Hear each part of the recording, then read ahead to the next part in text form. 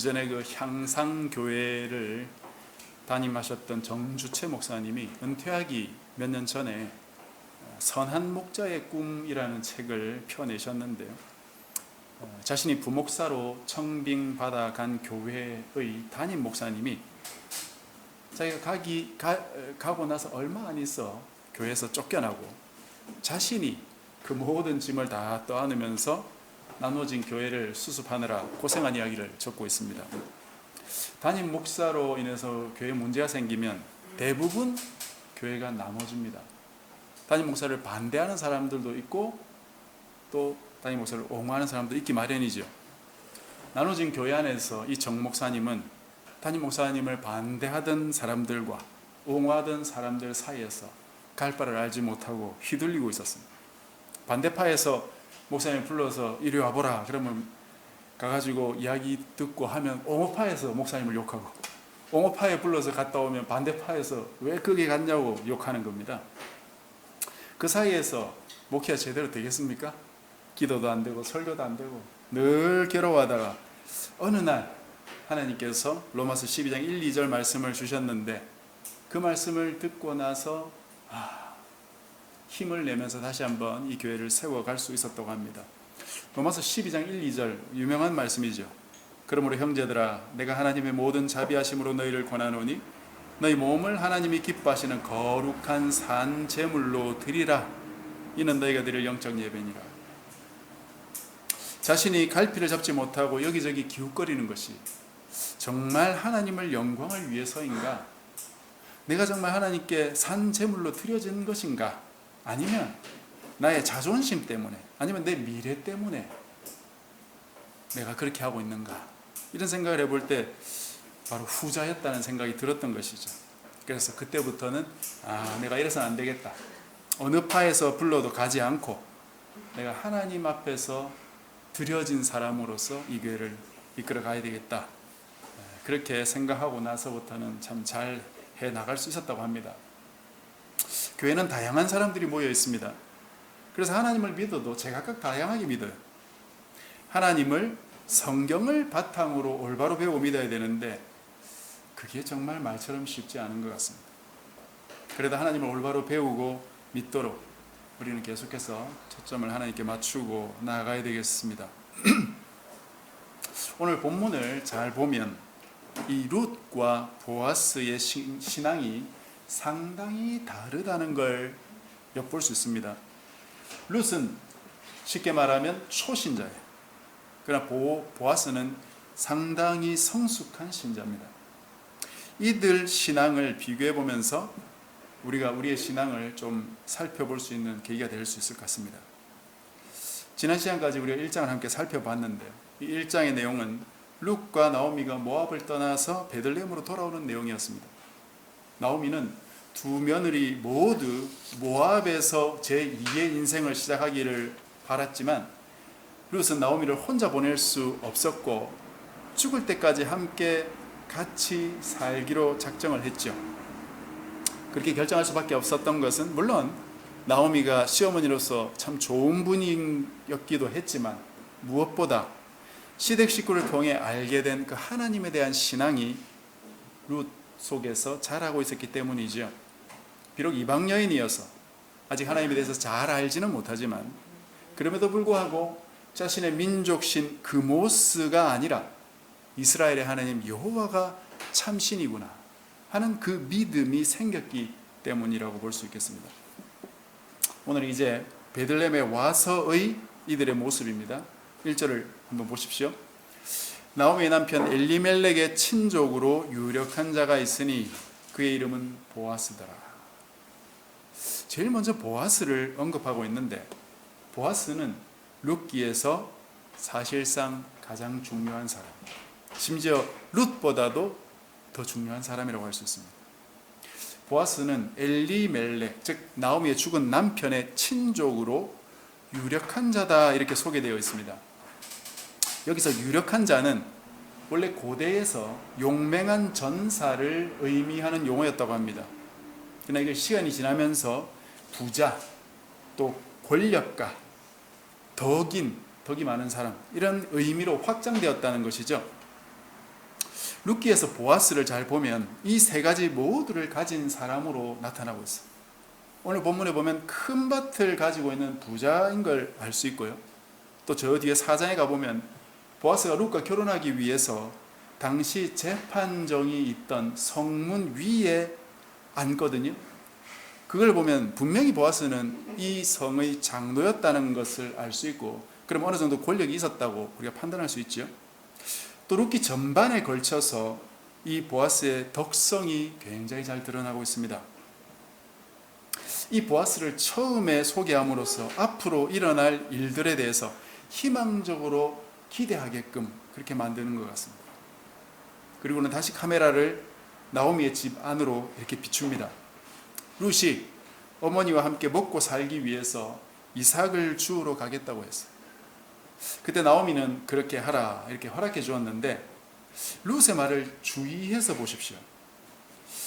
내가 밭으로 가서 내가 누구에게 은혜를 입으면 그를 따라서 이삭을 주겠나이다. 룻은 시어머니와 함께 먹고 살기 위해 곡식을 마련할 실제적인 필요가 있었습니다. 그래서 은혜로운 밭 주인을 만나서 이삭을 잘 또는 많이 주울 수 있기를 바라고 있었던 것이죠. 이렇게 이삭 줍는 이야기는 한편으로는 우리가 이렇게 한두 번 정도 교과서에서 보았던 그 프랑스 화가 밀레의 만종이나 또는 이삭 줍는 여인들, 여러분 생각나는지 모르겠습니다만 그런 명화에서 볼 수 있는 것처럼 평화롭게 풍성한 추수를 허락하신 그 하나님께 감사드리는 낭만적인 장면을 떠오를 수 있겠지만, 실제로 이삭 줍는 사람들을 공공연하게 무시하고 깔보고 괴롭히는 나쁜 사람들이 있었다는 거죠. 그래서 뒤에 9절이나 15절에 보면은 보아스가 추수꾼들에게 이삭 줍는 룻을 괴롭히지 말라고 당부하는 모습이 나옵니다. 사람들은 자기가 조금만 다른 사람보다 높은 위치에 있다고 생각하면 자기보다 낮은 위치에 있는 사람을 쉽게 무시하고 깔봅니다. 그렇게 해도 된다고 단순하게 생각해요. 하나님은 평등한 나라를 만들기 원하시는데 사람들은 그렇게 하지 않습니다. 하나님 말씀을 무시하고 따르지 않으면서도 별 다른 생각이 없고, 그러면서도 자기가 하나님 백성이라고 생각해요. 굉장히 심각한 문제입니다.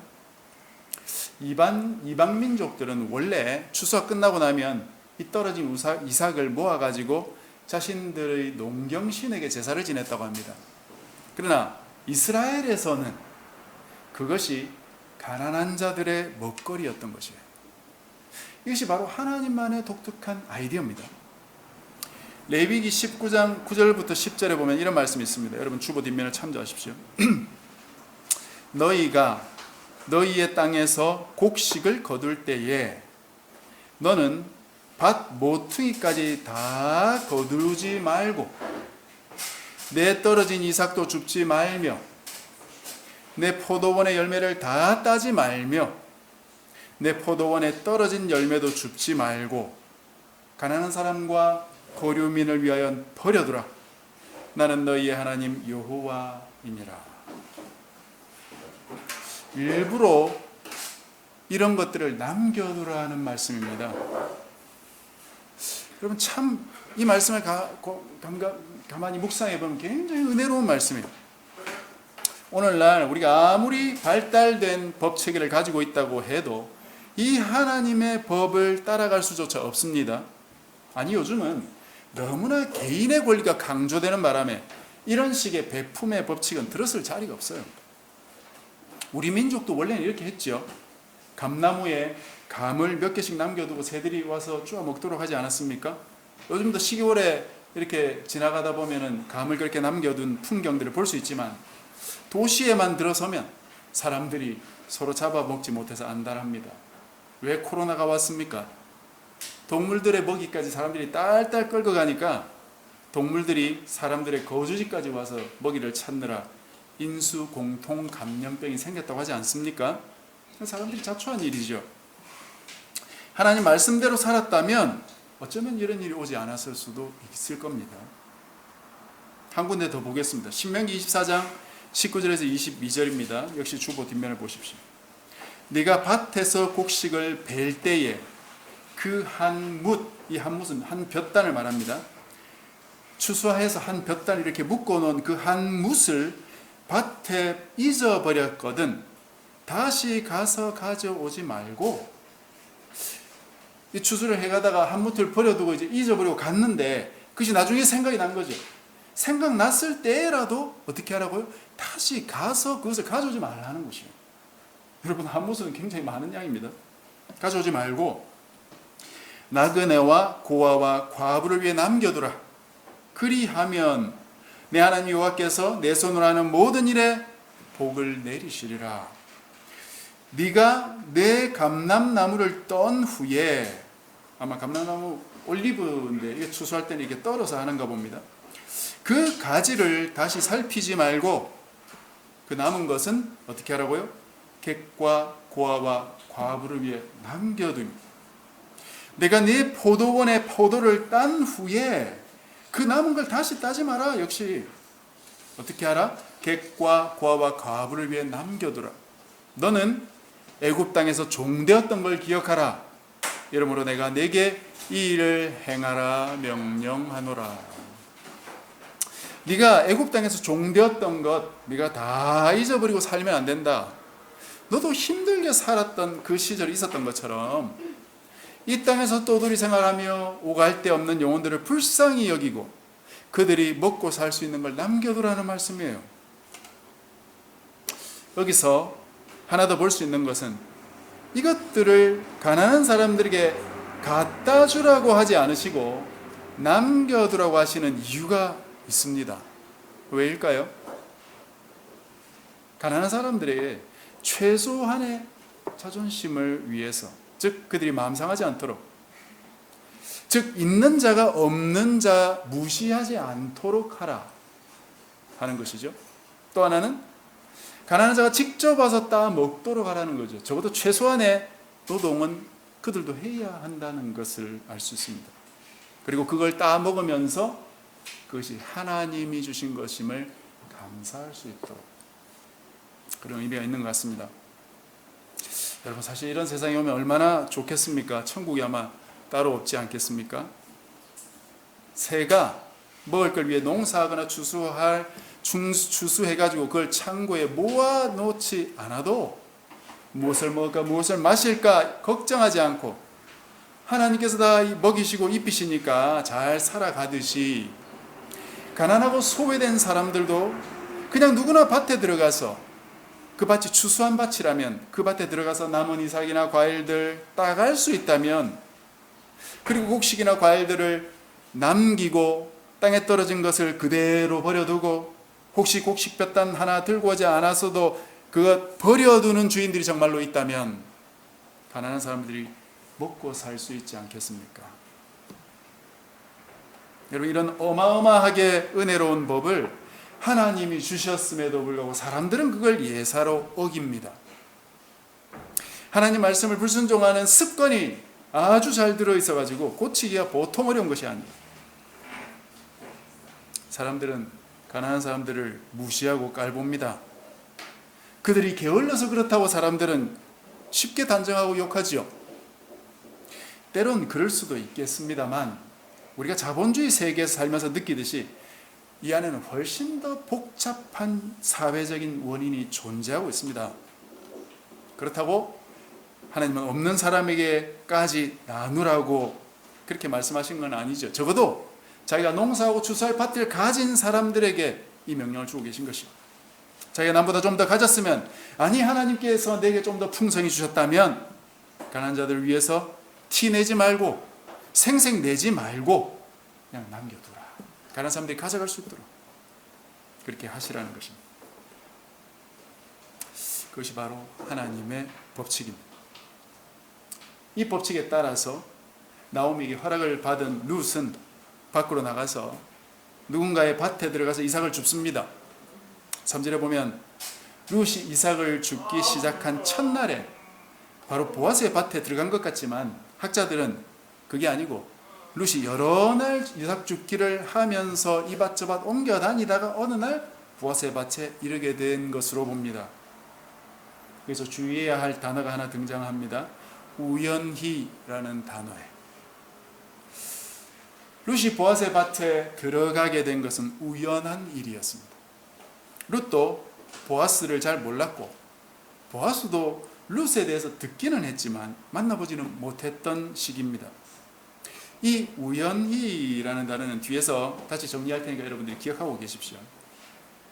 그런데 4절에 보면 그때 마침 보아스가 베들레헴에서부터 자기 밭에 왔다고 했습니다.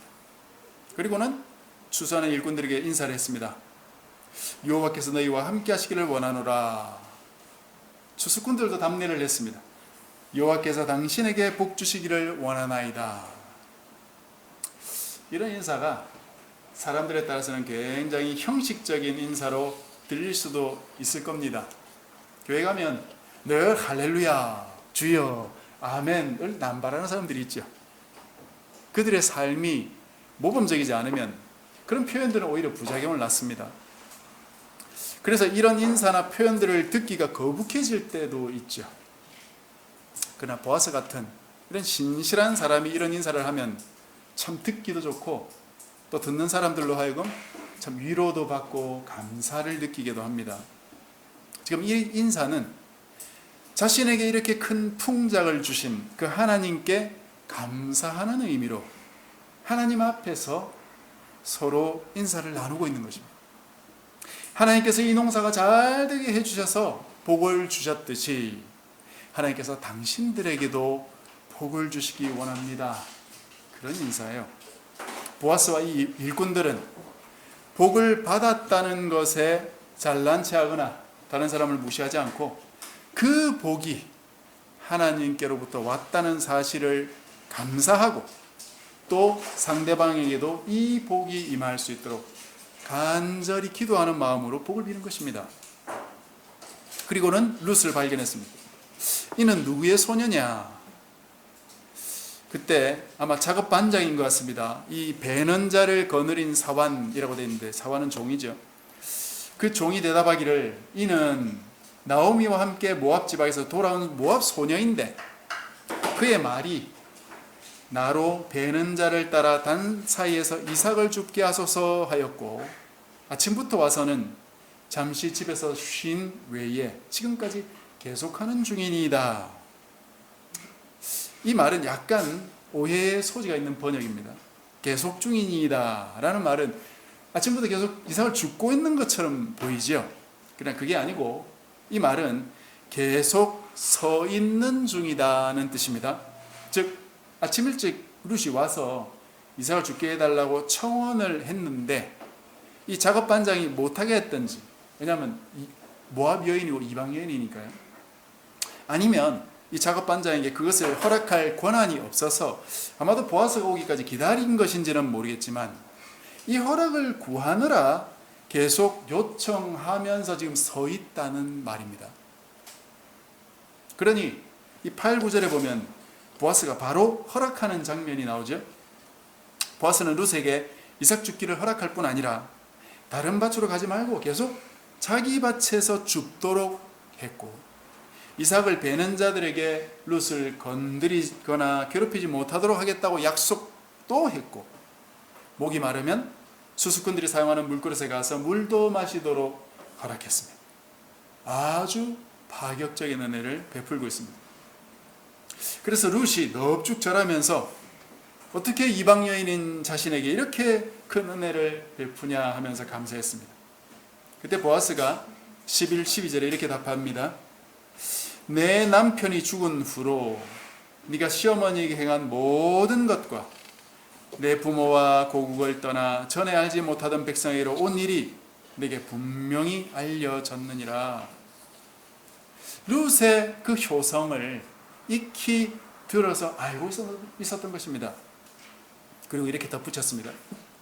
여호와께서 내게 행한 일에 보답하기를 원하며 이스라엘 하나님 여호와께서 그의 날개 아래에 보호받으러 온 내게 온전한 상 주시기를 원하노라. 보아스는 또 하나님을 말합니다. 이 말은 룻이 한 모든 선행을 보아스 자신이 알 뿐 아니라 사실상 하나님이 알고 계신다는 의미고, 그걸 룻에게 보답하셔서 하나님이 상 주시기를 바란다고 하나님을 계속 거론하면서 말하고 있는 것입니다. 이런 이야기가 룻이 듣기에 기분이 상당히 좋았던 모양입니다. 그래서 자신의 마음이 기쁘다는 표현을 정말 겸손하게 표현하고 있죠. 당신이 이 하녀를 위로하시고 마음을 기쁘게 하는 말씀을 하셨나이다. 저는 참 이 표현이 너무 참 듣기 좋던데요. 이렇게 겸손하게 룻이 감사의 고백을 했습니다. 자, 이제 이 룻과 보아스의 신앙을 한번 비교해서 말씀을 한번 해보겠습니다. 룻은 모압 지역에서 돌아올 때 분명히 어머니의 백성과 어머니의 하나님께 돌아가겠다고 고백했습니다. 그러나 아직 그 하나님이 어떤 분이신지에 대해서 아는 지식이 그렇게 많지는 않았을 겁니다. 분명 하나님이 계신 것 같기는 하고 그분이 참신이라는 확신도 들었을 겁니다. 그런데 그 하나님이 어떤 분인지는 아직 잘 모르는 것입니다. 자신이 지금껏 알고 있던 이방인들의 신이란 좀 사람들에게 좀 떨어져 있고, 사람들이 원하는 바가 있을 때 그 신을 찾아가서 제사드리고 기도도 해야 하는, 어떤 면에 좀 수동적인 신들이죠. 이런 신을 믿고 있으면 그야말로 내가 내 삶의 모든 걸 준비하면서 미래를 대비하고 살다가 정 안 되니까 신을 찾아가게 되는 것이거든요. 그러나 하나님 어떤 신입니까? 자기 백성을 가까이 하시고 친근하게 대하시고 그들의 필요를 미리 알아서 채워주시고, 또 때로는 잘못했을 때 그들을 혹독하게 훈련시키기도 하는 그런 하나님이시고, 굉장히 인격적인 하나님에 대해서는 룻은 아직 잘 몰랐을 것 같습니다. 그래서 룻은 먹고 살기 위해서 이삭을 주어야 된다고 생각을 했던 것이고, 나오미에게 이삭 죽기를 허락받고 이삭을 주우러 갔던 것입니다. 그리고 밭에서 이삭 죽기를 허락받기 위해 계속해서 요청하고 있는 것입니다. 또 보아스가 베풀어주는 은혜도 보아스가 베푸는 것으로만 인식하고 있는 것 같아요. 당신이 어찌하여 내게 이런 은혜를 베푸시나이까? 그렇게 말했죠. 보아스가 답변을 했지만 그 보아스의 답변 속에는 분명히 하나님의 은혜가 새겨져 있다고 말했지만, 그걸 들은 룻은 내가 당신께 은혜 입기를 원하나이다 라고 보아스만 이야기하고 있어요. 신앙이 어린 사람은 교회 처음 오면은 좋은 목사님, 좋은 장로님, 좋은 권사님의 은혜와 그들의 도움에 참 감동을 많이 받죠. 그리고 이런 돌봄은 반드시 필요합니다. 그러나 일정 시간이 지나면 반드시 그 사람들에게 실망하는 시점이 와요. 그때 그 사람들을 너무 의지했던 사람들은 굉장히 실망하고 교회에 대한 반감이나 또는 교회를 떠날 공산이 커진다 이거죠. 목사나 이 중직자들에게 실망해서 아예 교회를 떠나는 사람도 꽤 있고 다른 교회를 옮기기도 합니다. 누구의 잘못입니까? 기존 교인들의 잘못입니까? 아니면 그 초신자의 미성숙 때문입니까? 물론 교인들의 잘못도 있지만 교회는 사람 보러 오는 데가 아니라는 사실을 배웠어야 되는 거죠. 교회 와서 성도들과 좋은 교제하고 그게 일상생활로 이어져 가지고 주중에도 만나고 교제하는 것 다 좋습니다. 그러나 그 안에서 핵심이 빠지면 교회는 금세 사교장소로 전락해버리는 것입니다. 지금도 많은 사람들이 사교장소로 교회를 다니면서 자기는 교회 다닌다고 착각하고 있어요. 교회는 사교장소와 다릅니다. 그 차이가 뭡니까? 교회는 하나님을 배우는 곳이에요. 하나님이 어떤 분이신지를 말씀으로 배우고 자기가 삶에서 배운 그 하나님을 교제로 서로 나누고 하나님의 역사를 깨우쳐주는 곳이 바로 교회라는 것입니다. 만약 이런 교제가 없이 나는 교회 다녀도 신앙이 별로 도전받지도 않고 잘하는 것 같지도 않다고 생각되는 분이 있다면 사실은 교회 다니는 것이 아니고 어디를 다니고 있습니까? 사교 장소를 다니고 있다고 생각하시면 됩니다. 오늘 본문을 잘 보십시오. 룻은 시어머니 나오미와 함께 먹고 살기 위해 자기 나름 최선을 다하고 있어요. 그러나 그 뒤에서 보이지 않으시는 하나님이 역사하고 계시기 때문에 룻이 은혜를 입은 것입니다. 3절에 보면 룻이 이삭을 주우러 다니다가 우연히 보아스의 밭에 이르렀다고 말씀드렸죠. 이 단어가 굉장히 중요하다고 했는데 하나님의 역사는 우리에게 늘 우연히 일어나는 것입니다. 우리 지금 그 누구도 하나님의 역사를 미리 예측할 수 있는 사람 아무도 없어요. 하나님의 은혜를 간구하고 기도하겠지만 하나님의 역사가 나타나는 건 항상 우연한 일입니다. 그러나 그때 그 하나님의 역사인 것을 캐치할 수 있는 센스는 갖고 있어야 되겠죠. 룻은 우연히 보아스의 밭에 들어간 줄 알았지만, 그리고 또 마침 보아스가 온 것을 발견했지만 사실 그건 보이지 않은 하나님의 손길이었던 것이죠. 네. 조금 전에 말씀드린 그 보아스가 마침 온 것도 늘 주인이 밭에 올 필요는 없잖아요, 그죠? 그것이 우연이겠습니까? 우연도 뭐 한 번, 두 번 우연일 수 있겠지만 똑같은 형식으로 계속 일어나면 더 이상 우연이 아니죠. 그러면 필연이라고 말합니다. 하나님께서 일하고 계신 것이죠. 그때 룻은 보아스와 추수꾼들이 서로 하나님의 이름으로 나누는 축복 인사를 바로 옆에서 들었습니다. 어떻게 여러분 풍작이 하나님의 복이 될까요? 농사꾼들이 열심히 일해서 풍작된 거 아닙니까? 내 일, 나의 가정 또는 우리나라의 일들이 우리나라가 선진국으로 들어가고 있다면, 잘 되고 있다면 그게 정말로 내가 우리 가정과 우리 대통령과 우리 국민들이 열심히 노력해서 그렇게 된 것이라고만 생각하세요? 정말 그것 때문일까요? 교회 담임 목사나 기업의 회장이나 나라의 대통령같이 리더십을 가지고 있는 사람들이 빠지기 쉬운 오류가 바로 이 지점이에요. 자신들의 기획과 추진의 정도에 따라 잘 되기도 하고 안 되기도 하는 것이 눈에 보이니까 자칫하면 그 뒤에 보이지 않는 하나님이 계신다는 생각을 잊어버리기 쉽다는 것입니다. 그게 다 하나님의 복이라는 것을 보아스가 계속해서 말하고 있죠. 그리고 보아스가 룻과 대화할 때도 마찬가지입니다. 룻은 보아스가 자신에게 베푸는 은혜를 감사하며 절했지만 보아스는 물론 자신이 할 수 있는 것 최선을 다해 돕고 있으면서 그것 위에 하나님이 계시다는 사실을 계속해서 말하고 있고, 하나님께서 룻 당신에게 상 주기를 원한다고 고백하고 있는 것입니다. 이것이 바로 형식적으로 신앙적인 답변을 하는 것이 아닌 진정으로 하나님의 섭리를 받고 경험해 본 사람이 인식한 그 하나님에 대해서 고백하고 있는 하나님의 백성의 답변인 것입니다. 룻은 정말 행복한 사람이죠. 자신의 고향과 민족과 신을 다 떠나서 타국에 왔는데 거기서 하나님을 만나고 거기서 신실한 하나님의 백성을 만나서 그 은혜를 받고 있으니 얼마나 행복한 일입니까? 여러분, 나는 어떻습니까?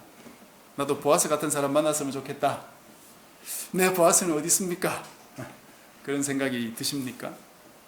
그것보다 오늘 교훈처럼 하나님께서 내게 베푸셨는데 내가 그것이 하나님의 손길이라는 걸 놓치고 있는 것은 없었는지 그걸 생각해 보는 것이 훨씬 더 좋을 것입니다. 1장에 보았듯이 나오미는 하나님의 사인을 눈치채지 못했어요. 그래서 결국 남편 아들 다 잃고 나서야 돌아왔습니다. 그때에도 그게 하나님 사인인지 알았는지는 모르겠습니다. 그 흉년 때 여러분 보아스는 어디 있었습니까? 베들레헴에 있었겠죠. 밭이 있는 보아스.